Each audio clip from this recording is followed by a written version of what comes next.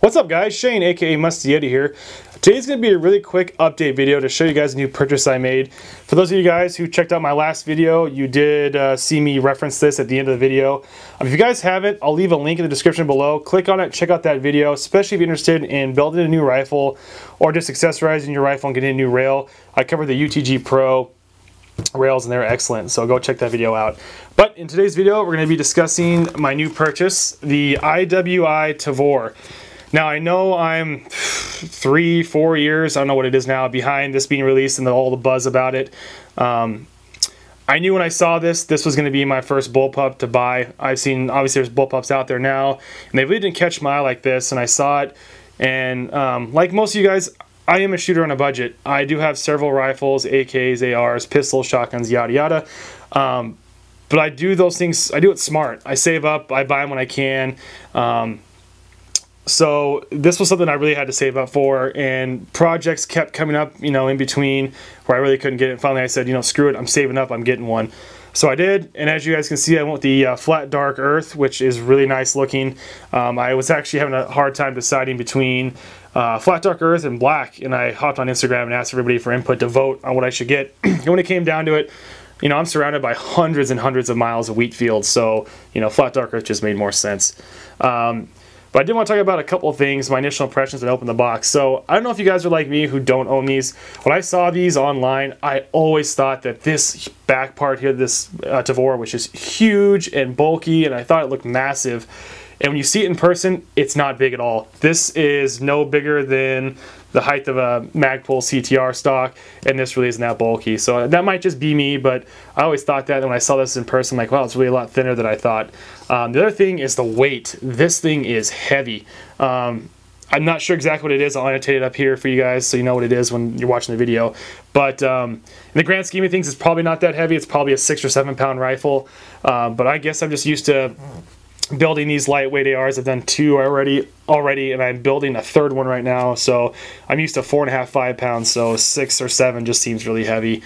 But what's really nice about the Tavor is all of the weight, which I'm sure you've heard, is in the back of the rifle here. All your action, all the moving parts are back here. Your barrel starts somewhere here, and you have a 16-inch full-length barrel. And this is a really short package, guys. I didn't really think it was that short until I threw it up against my 2 AR pistols, which has 7.5-inch barrels, which is really short. They have different muzzle devices, which push the overall length out just a little bit. But I'll roll in a picture. You guys can see this thing sitting next to 2 AR pistols that are really small, and I actually think this is smaller than one of them. So you guys can just see just how small this overall package is with a 16-inch barrel. This one is chambered in 5.56, obviously, and I did the 16, not the 18-inch barrel, because if I'm going with a bullpup, I want it to be as small as possible. I'm actually thinking about having the barrel cut down and having a Lantac Dragon permanently pinned and welded. The reason I'm saying that is because I did go shooting this thing. I think I shot maybe 5 or 6 magazines through it. I was testing something else, so I didn't really have time to really shoot this. And I don't know what it is. I just feel like it recoiled more than an average AR. Maybe that's not because my arm's not way out there controlling the recoil on a normal AR with a 15-inch rail, but the Lantac Dragon might help. But along with shooting, I did find some shortcomings with the Tavor. The first one is the gas coming into your eyeball. I always thought people on YouTube were just being girls or trying to push a product that they were trying to sell. But that's real. Gas definitely goes into your eyeball. I had 3 people out shooting with me, and we all had the same issue. Now, it's definitely something you could, you know, push through and keep shooting. But, you know, for 15 or 20 bucks to get a, you know, an aftermarket port cover to eliminate that, why wouldn't you do that? So that's one issue. Another one is how low this Picatinny rail section is. Again, I thought people were just exaggerating the issue. And yes, again, you can shoot with this low Picatinny rail piece, but it's hard. You really got to bury your cheek back here to see through the factory backup iron sights. So again, I'm either going to look at getting the replacement top Picatinny rail that adds like 1/2 inch, I think it's a special number, or just getting a 1/2-inch riser, because that would do just fine. And what's nice about doing the riser is I still retain my factory backup iron sights. I think, I'm not sure, but I'm pretty sure that the replacement top Picatinny rail that you buy has no backup iron sights included, and you can't even install these if you wanted to. Also, I noticed on the half rails, the ones where there's bare metal up here, that you could install an m-lok Picatinny rail piece if you wanted to. Well, you only have half a section here, and if you plan on just keeping it that way and doing a red dot with backup iron sights, this is already a short enough sight radius. You're going to cut that thing down to the length of a pistol. So I'm going to keep it just like it is, do a 1/2 inch riser, and I think that'll pretty much put it at a lower 1/3 witness, kind of. We'll see what happens there. But that way you can retain your backup iron sights. And then the other thing I'm looking at getting is a hand guard here. If you guys watching the video, when I'm shooting this thing, I'm just constantly readjusting my grip up here. I don't know, it's like I said, because I'm used to having 15 inches to grab way out here. But I'm probably going to get a key mod, m-lok, and then attach a VG or AFG to this thing just to help out, because I feel like it just needs something. So what else can we talk about here? Oh, the battery of arms.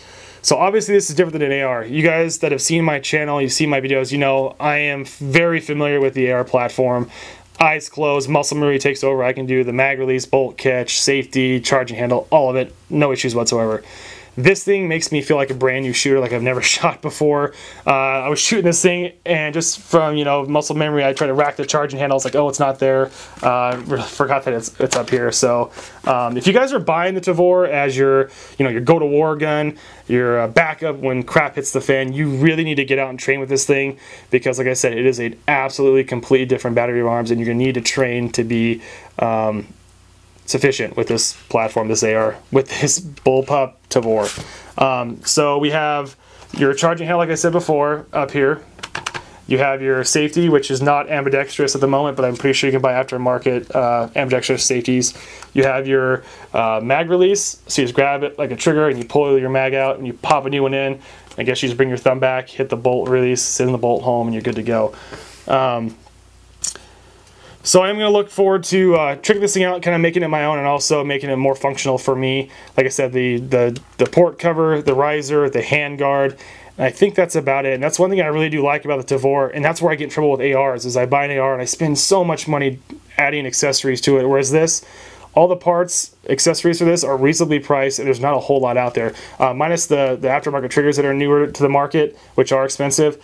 Everything else is within, I think, most everybody's ballpark for price. So like I said, all you have is the riser, handguard, dust cover, I think the safety, like I said, trigger. And I'm not sure, but I think there's a curved butt pad for this thing, but I think this will be just fine.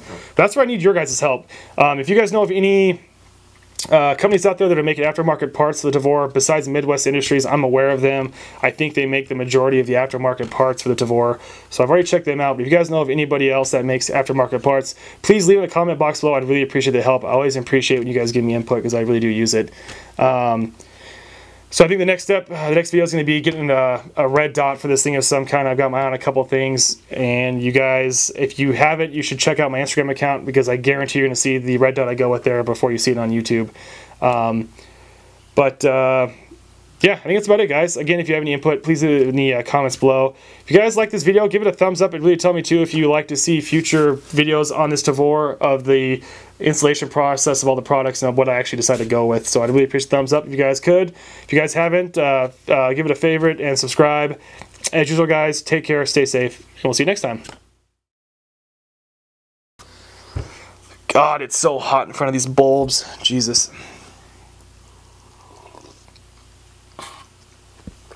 Milk was a bad choice.